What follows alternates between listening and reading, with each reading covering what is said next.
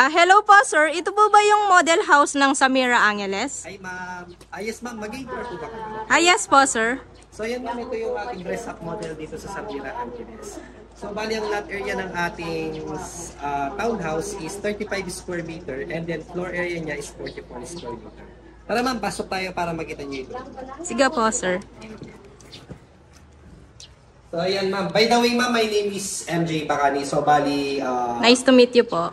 agent po ako ng Greatland. Yan. So bali pagpasok natin ma'am, as you can see, fully finished na po ang ating unit dito sa Samira Angeles. Aalisin lang natin yung mga gamit and then yan, yung tiles, white painted finish, kasama na po yan sa actual turnover unit. So yan po ang ating Samira Angeles. Sir, ask ko lang po, saan po yung location nitong Samira and ano po yung mga landmarks nito sir? So ayan ma'am, ang location ng ating Samira Angeles is located po siya sa barangay Sapa, Libutan, Angeles, Pampanga. So yun, kung nanggaling kayo ng Marquee Mall ma'am, nasa 12 minutes away lang po siya. Magmula dun sa Ayala Marquee Mall, and then nandyan na rin po yung NLEX toll gate ng Angeles. And kung nagtatrabaho po ba kayo saan ba nagtatrabaho ma'am? Working po ako ngayon sa Clark sir. Yun, sakto. Kasi from Clark kasi ma'am, nasa 25 minutes away lang siya. So, yun yung kagandahan sa location ng ating Samira Angeles. And kung napansin nyo din ma'am, sa mismong gate ng Samira Angeles, meron na din dyan mga schools, wet market, ayan, mga commercial store. So, malapit na siya sa mga pangangailangan ng isang pamilya. And ang maganda din dito sa Samira Angeles ma'am, kumpleto na rin ang ating amenities. Meron tayong clubhouse, basketball court, and then swimming pool. Yan, para may enjoy ng inyong mga anak. And then, meron na din tayong tennis court. So yan, bag dito sa part ng sink, yan, naka-tiles na din siya. And then, meron na rin siyang built-in cabinet sa ibaba. So, upon turnover ma'am, ganyan na po siya. And then, dito sa kanyang toilet and bath, so yan ma'am, tignan niyo. Ang maganda sa kanya ma'am, nakatiles na siya hanggang itaas. Okay po sir. And then yan, kasama na din yung mga yan.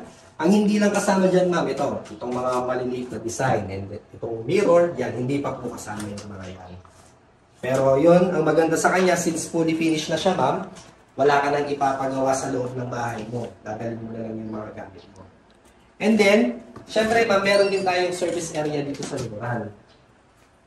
Yan, naka-fence na din siya. So, nasa sa inyo ma'am, pwede nyo gawing laundry area to, pwede nyo gawing dirty kitchen, pwede nyo siyang ipa-enclose ma'am kapag ka na-turn over sa inyo yung unit, or pwede nyo siyang ipa-grills. Sir, ask ko lang po, ilan pong bedrooms itong Samira?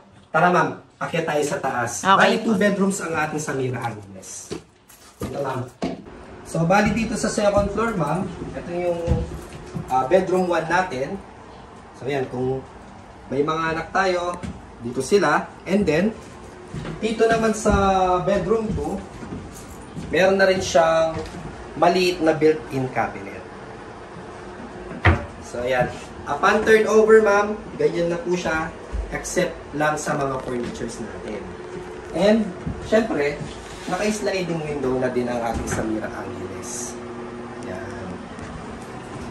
Ganon din, ma'am, dito sa isang bedroom natin. Meron din siyang maliit na sliding window. Tara ma'am, dun tayo sa baba. Pag-usapan naman natin yung kung paano ka makakapag-avail dito sa Samira Angeles. Sir, paano po ba yung computation dito and paano po kami makakapag-avail? So yan, dito sa Samira Angeles ma'am, ito yung ating sample computation. Ito yung ating total contract price, ma'am, 1,783,000. Yung loanable amount natin, ma'am, yung 1,693,000. Ito po yung ipapasok natin kay Pag-ibig. And then, ang kanyang down payment is 90,000, 20,000 reservation fee. And then, yung ating balance na 70,000, ma'am, free na po siya. Yun yung maganda ngayon. So, naka-promo tayo dun sa kanyang down payment is free na lang yung balance natin. So, wala na tayong babayaran. Yung 20,000 reservation na lang.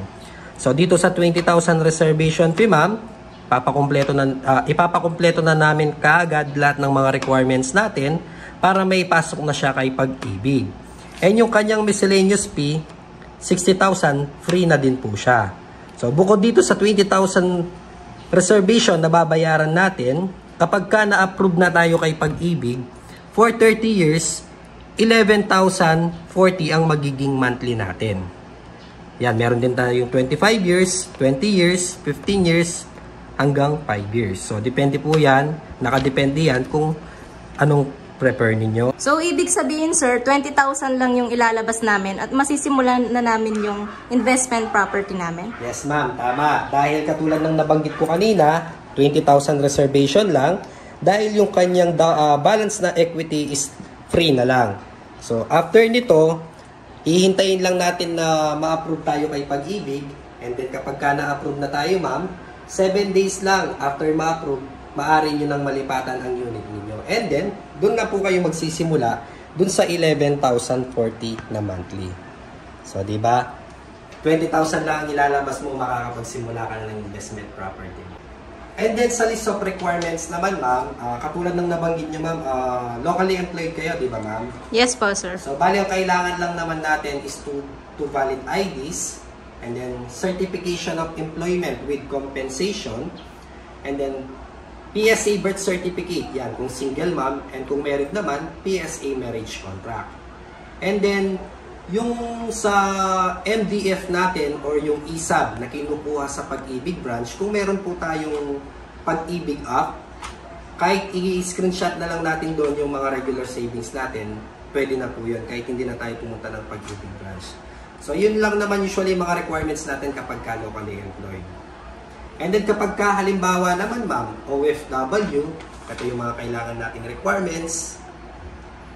And then kapag ka self-employed naman, ito naman yung kailangan nating requirements.